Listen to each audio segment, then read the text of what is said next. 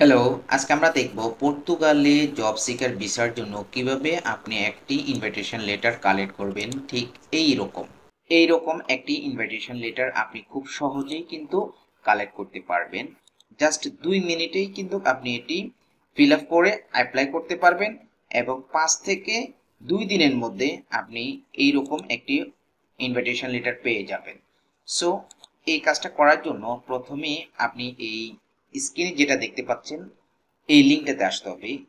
এটা হচ্ছে যে পর্তুগাল সরকারের অফিসিয়াল ওয়েবসাইট। এই ওয়েবসাইটের লিঙ্কটা আমি ভিডিও ডিসক্রিপশনে দিয়ে দিব। সেই লিঙ্ক থেকে আপনি সরাসরি এই লিঙ্কে প্রবেশ করবেন। এখানে কি বলেছে দেখুন, জব সার্চ ভিসা অ্যাপ্লিকেশন। তো জব সার্চ অর্থাৎ জব সিকার ভিসার জন্য যাওয়ার জন্য আমাকে একটা আমি যে এই ভিসাতে ইন্টারেস্টেড সেটা পর্তুগাল সরকারকে বলতে হবে। যার কারণে আমাদেরকে এখানে একটা ডিক্লারেশন ফর্ম ফিল আপ করে সাবমিট করতে হবে। এই ডিক্লারেশন ফর্মটা সাবমিট করার জন্য প্রথমে আপনি পাসপোর্ট অনুসারে আপনার ফার্স্ট নেমটা লিখবেন। আমি কিন্তু আপনাদেরকে প্র্যাকটিক্যালি কিন্তু এখানে দেখিয়ে দেব। এইখানে সার নেমটা লিখে দিবেন অর্থাৎ লাস্ট নেমটা, দেন ডেট অফ বার্থটা ফিল আপ করে দিবেন।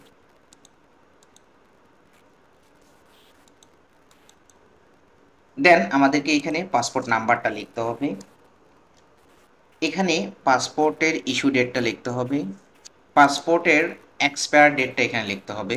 দেন আমরা ন্যাশনালিটি অর্থাৎ আমাদের জাতীয়তা বাংলাদেশে এখানে সিলেক্ট করে দেব। কোন দেশে বসবাস করতেছি বর্তমানে সেটা সিলেক্ট করে দেব। দেন এখানে আমরা আমাদের ইমেল আইডিটা লিখে দেব।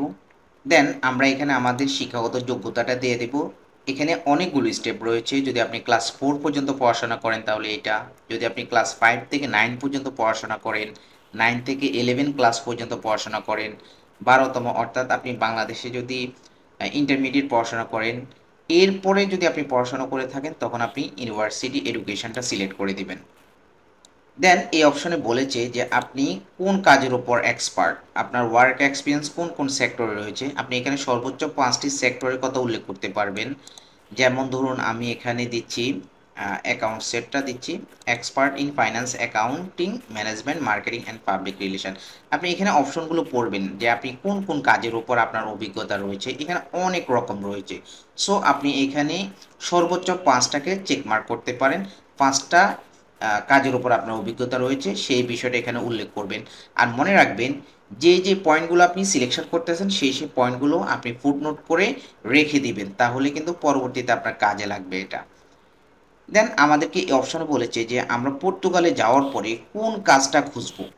সো এখানে বলেছে আপনি সর্বোচ্চ 3টা আনসার করতে পারবেন, 3টা চেকমার্ক করতে পারবেন। আমি মনে করি আপনার যদি একটা বিষয়ের উপর ওয়ার্ক এক্সপিরিয়েন্স থাকে তাহলে আপনি এই পর্যায়ে এসে 3টেই সিলেক্ট করবেন। অবশ্যই আপনি এখানে 3টা সিলেক্ট করবেন। যেমন ধরুন আমি অ্যাকাউন্টিং রিলেটেড এইটা সিলেক্ট করলাম। দেন আমরা চাইলে অ্যাডমিনিস্ট্রেটিভ কাজের জন্য কিন্তু এটাকে চেকমার্ক করে দিতে পারি এবং পাশাপাশি এটা হচ্ছে ক্যাশ রিলেটেড, সো আমরা এটাকেও চেকমার্ক করতে পারি। আপনি পর্তুগালে 3 ধরনের কাজ খুঁজতে যাবেন। সো এই 3 ধরনের কাজ আপনি ভালোভাবে বুঝে শুনে সিলেক্ট করবেন এবং এগুলো আপনি ফুটনোট করে রাখবেন। দেন আমরা দেখতে পাবো এখানে আমাদের কাজের অভিজ্ঞতার কথা বলেছে, আমাদের কত বছরের অভিজ্ঞতা রয়েছে। সো আপনি আপনার মতো করে দিয়ে দিবেন এবং এখানে চলে আসবেন যে ল্যাঙ্গুয়েজ নলেজ, আপনি কোন ল্যাঙ্গুয়েজটা জানেন। এখানে নর্মালি আপনাকে ইংলিশটা দিয়ে দিতে হবে। এইখানে আপনাকে কন্ট্রাক্ট ল্যাঙ্গুয়েজটা সিলেক্ট করে দিতে হবে ইংলিশ। ইংলিশ করে দেওয়ার পরে অবশ্যই আপনাকে এই 3টা চেক মার্ক করে দিতে হবে। চেক মার্ক করার পরে আমরা এখানে সাবমিট অপশনে ক্লিক করব। আফটার দ্যাট আপনি ঠিক এই রকম একটি কনফার্মেশন মেইল পেয়ে যাবেন। আর বলা রয়েছে যে সর্বোচ্চ 2 দিনের মধ্যেই আপনাকে ডিক্লারেশন ফর্মটা সেন্ড করা হবে। নর্মালি এটা 2 দিন লাগে না, 5 থেকে 6 ঘন্টার মধ্যে এটা চলে আসে। দেন ফাইনালি আপনি এই রকম একটি মেইল পাবেন এবং মেইলের সাথে কিন্তু এভাবে অ্যাটাচ করা আপনার ইনভাইটেশন বা ডিক্লারেশন ফর্মটি দেওয়া থাকবে। ডিক্লারেশন ফর্মটি হবে ঠিক দেখতে এই রকম। যাই হোক, সবাই ভালো থাকবেন, সুস্থ থাকবেন, আল্লাহ হাফেজ।